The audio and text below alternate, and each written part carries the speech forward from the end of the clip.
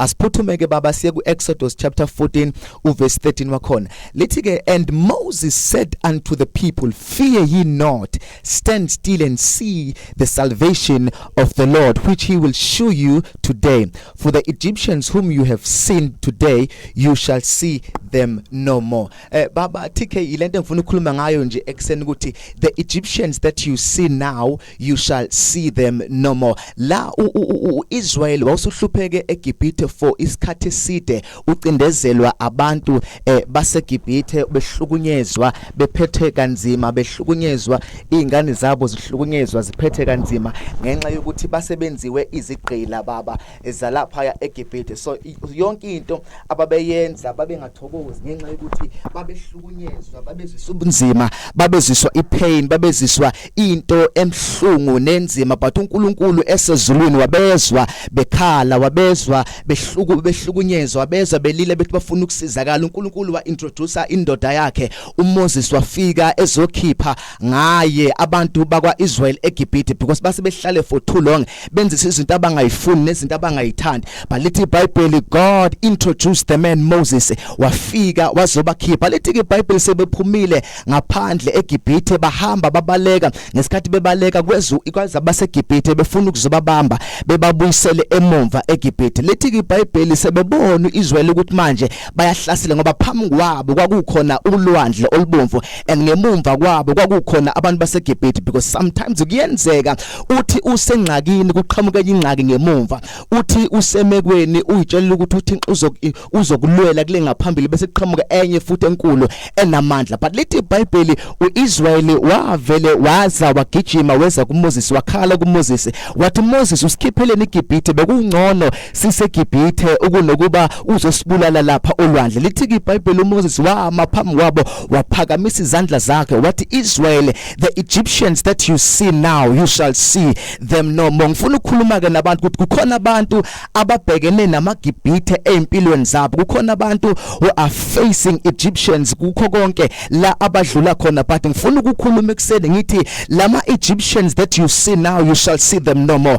Abanye babhekene namaGibhithe endaweni abahlala kuzona, abanye babhekene namaGibhithe endaweni abasebenza kuzona, abanye babhekene namaGibhithe endaweni abaphila kuzona, abanye abakwazi nokulala because of the Egyptians, abanye abakwazi ngivi nokucabanga kahle because of the Egyptians. But God sent me namhlanje kusene to tell you the good news ukuthi the Egyptians that you see now, you shall see them no more. I don't care ukuthi mangakana namaGibhithe obhekene nawo, I don't care ukuthi anzima kangakanani, uwabone powerful kangakanani, but greater is he who is in us than the one who is in the world. Unamandla ongakithi kunayo osezweni. Abanye mfowethu abakwazi nokucabanga kahle, abakwazi nokuthi bazohlanganisa ini kuphumeni ngenxa yamaGibhithe ababhekene nawo, ngenxa yamaGibhithe abahlukumezayo, ngenxa yamaGibhithe abahlukumeza. Kodwa namhlanje ngifuna ukuthi after he has tested you, you will come out of those Egyptians as pure as gold. After he has tested you,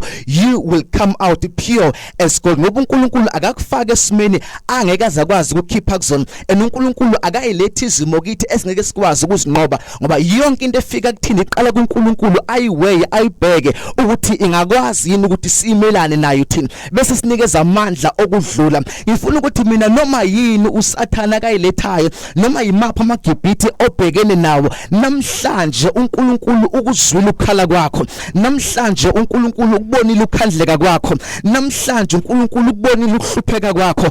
Uthi uzobulala onke amaGibhithe akade ehlukumeza impilo yakho, uthi uzobulala wonke amaGibhithe bekunikeza ubunzima, uthi uzobulala wonke amaGibhithe akade ekucindezela. Lithi iBhayibheli noma ngabe izinto zingakanani ezisihlukumezayo, but our God is able to do things ezinamandla okuhlula nokubulala onke amaGibhithe esibhekene nalo. Lithi iBhayibheli he prepares a table before me in the presence of my enemies. Kwesinye isikhathi uNkulunkulu uzovumela amaGibhithe eze phambi kwakho ukuze aprepare itafula phambi kwawo bese yakubheka ukudla, ngoba kwesinye isikhathi when God want to promote you uqale kushonise phansi bese yakuphakamisa. Ngifuna ukuthi mina ungakhali, ungakhathazeki uma ubona ngathi izinto zakho ayihla ukuhlangana.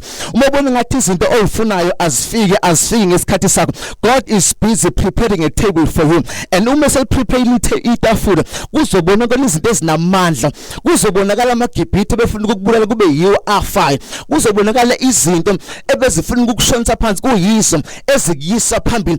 Uthi uDavide kwangilungela ukuba ngihlushwe ukuze ngifunde imiso zakhe, ngoba khona ezinye izinto odlula kuzo hayi ngoba wenza isono esikhulu, but ngenxa yokuthi uNkulunkulu ufuna ukufundisa imiso zakhe phakathi, ngenxa yokuthi uNkulunkulu ufuna ukufundisa ukuthi uNkulunkulu onamandla okwazi ukukhipha kuzona zonke izimo obhekene nazo. Ngithi mina ungakhali ngosukulila, the Egyptians that you see now, you shall see them no more. The Egyptians that were troubling you all the years, you shall see them no more. AmaGibhithe akhalisayo akwenza ukuthi uzucabanga ukuthi uNkulunkulu akasekho, you shall see them no more. AmaGibhithe akwenza ukuthi uzibone ungelutho, akwenza uzibone into engelutho, akwenza ukuthi nabantu beze bekubize ngesimo odlula kusona, you shall see them no more. Ngoba akwesinye isikhathi mfethu umdlule esimini abantu baze bekwazi ngesimo sakho bengakwazi negama lakho, ngenxa yokuthi isimo siyakwenza ukuthi ube phansi kwalokho oyikhona. But ngifuna ukuthi amaGibhithe wabonayo namhlanje uNkulunkulu is getting ready to shift them around, because God is about to move things around. Ufuna ukususa izinto ebezicindezela nebezikushonisa phansi nebezikwenza ukuthi ube umuntu ongelutho. God is about to do a new thing. Ufuna ukudala izinto lezinto lezi lelulwandle kade ulibone luphambi kwakho uNkulunkulu uzolivula. Leminyango ebingavuleka uNkulunkulu uzolivula. Leminyango ebingafuni ukuvuleka empilweni yakho usuthandaza isikhathi eside, uthandaza uthi akwenzeka izinto zingenzeki. uNkulunkulu is about to move. uNkulunkulu is about to shake them off, because God is in business namhlanje na ukuphilisa abantu nokusindisa abantu. Anginendaba ukuthi uSathane ukhulumeni, anginendaba ukuthi uSathane uprofethe phezu kwempilo yakho, anginendaba ukuthi isimo sakho sikutshele, ngoba abanye abantu babheka kakhulu isimo kunokubheka uNkulunkulu. Kanti uNkulunkulu wethu unamandla kunesimo esidlula kusona. uNkulunkulu wethu unamandla okwenza konke. Ingakho lithi iBhayibheli angiyamazi engikholwa yena ukuthi unamandla kungikhipha la engidlula khona. Nginamandla futhi okwenza konke ngayo uKristu ongiqinisayo. Mina futhi ngifuna ukuthi ke anginendaba ukuthi uSathane uthini, anginendaba ukuthi abantu bathini, anginendaba ukuthi abantu bakubiza ngamapha amagama, kodwa ngikwazi ukuthi nginamandla okwenza konke ngayo uKristu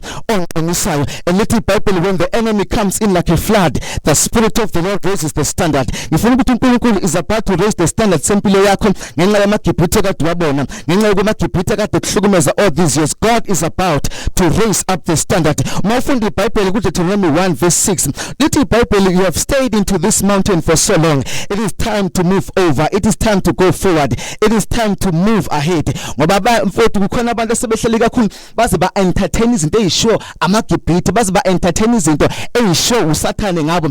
Uthi uNkulunkulu, it is time to move over. You've been staying into this mountain for so long, but now just move over, because God is about to destroy amaGibhithe akade kuhlukumeza. God is about to destroy amaGibhithe akade kukhalisa, ngoba ipheni akade udlula kuyona izoshintsha. uNkulunkulu ayenze peace. Ukuhlupheka kade udlula khona uNkulunkulu uzokushintsha, uzokuphendula akwenze kube ijoy. So mfowethu ngifuna ukuthi the Egyptians that you see now, you shall see them no more.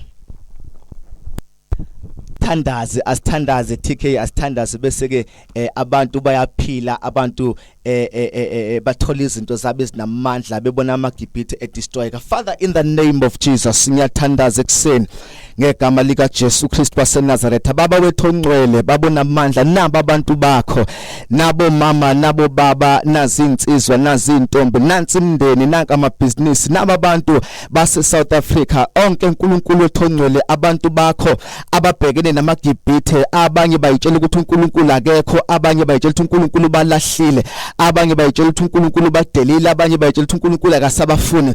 Baba ngiyathandaza the turnaround in their lives ngegama lika Jesu Kristu waseNazaretha. Baba wethu onamandla, basize uNkulunkulu wethu, ngenelele empilweni zabo, ubulala amaGibhithe abakhalisayo, bulala amaGibhithe uNkulunkulu wethu ongcwele abahlukumezayo ngegama lika Jesu Kristu waseNazaretha. Ngiyathandaza uNkulunkulu wethu ongcwele, ngiyathandaza moya onamandla ukuthi uNkulunkulu wethu ongcwele beyibone bengabantu abakhululwe uNkulunkulu, beyibone bengabantu abahamba noSimakade egameni lika Jesu Kristu waseNazaretha. Baba wethu ongcwele namhlanje na ekseni I destroy every Egyptian uNkulunkulu wethu ababhekene nayo ngegama lika Jesu Kristu waseNazaretha. Izinto ezikhulunywe kubona uNkulunkulu wethu isitha ngegama lika Jesu siya destroy in the name of Jesus. Amandla esitha awekho, awanamandla phezulu kwempilo yabo ngegama lika Jesu Kristu waseNazaretha. Siyabonga uNkulunkulu wethu ongcwele ukuthi the Egyptians we see now, we shall see them no more. Awekho amaGibhithe azosivimba. We will be unstoppable. uNkulunkulu wethu ongcwele, we will be unshakable, we will be unmovable ngegama lika Jesu Kristu waseNazaretha. Baba wethu ongcwele, nothing, even devil in hell cannot stop us ngegama lika Jesu Kristu waseNazaretha, ngoba sinamandla okwenza konke ngoKristu osiqinisayo, in the name of Jesus Christ. Amen.